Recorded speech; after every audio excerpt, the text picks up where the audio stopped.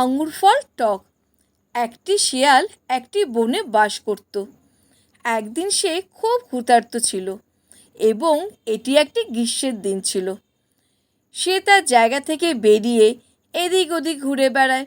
খাবারের সন্ধানে অনেক জায়গায় ঘুরে বেড়াচ্ছিল, কিন্তু কোথাও কোনো খাবার খুঁজে পেল না। অবশেষে শিয়ালটি 1 মাইল দূরে একটি আঙুর ক্ষেত দেখতে পেল।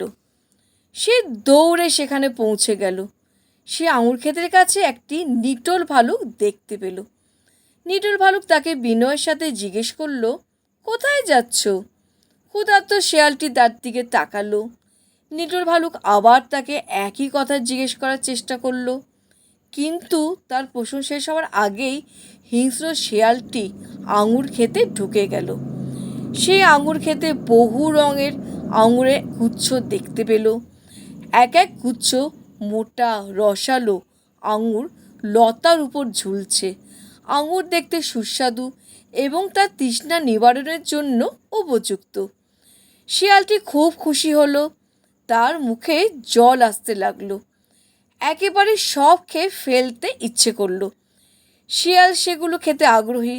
লাফ দিয়ে আঙুরের দিকে ঝাঁপিয়ে পড়ল, কিন্তু সে কিছুই পায়নি, এমনকি একটি আঙুরও পায়নি। সে বারবার উঁচুতে লাফ দিল, কিন্তু সব সময় ধরতে ব্যর্থ হলো।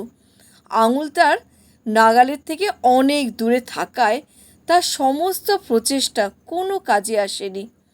সে আঙুর ক্ষেত থেকে চলে গেল। যাওয়ার পথে আবার নিটোল ভালুকের সঙ্গে দেখা। এখন নিটোল ভালুক তাকে জিজ্ঞেস করলো, তুমি কি আঙুর খেয়েছো? শিয়ালটি বলল, আঙুরগুলো টক ছিল। আমি যদি সেগুলো খাই আমি অসুস্থ হয়ে পড়তে পারি। এই বলে শিয়ালটি চলে গেল। গল্পের নৈতিকতা হলো আমাদের অক্ষমতাকে মেনে নিতে হবে। এছাড়াও আমাদের বন্ধু বান্ধব এবং গুরুজনদের কাছ থেকে সাহায্য চাইতে আমাদের দ্বিধা করা উচিত নয়। গল্পের সবচেয়ে গুরুত্বপূর্ণ শিক্ষা হলো যে আপনার কাছে যা নেই তা খুব সহজেই তুচ্ছ করা সহজ।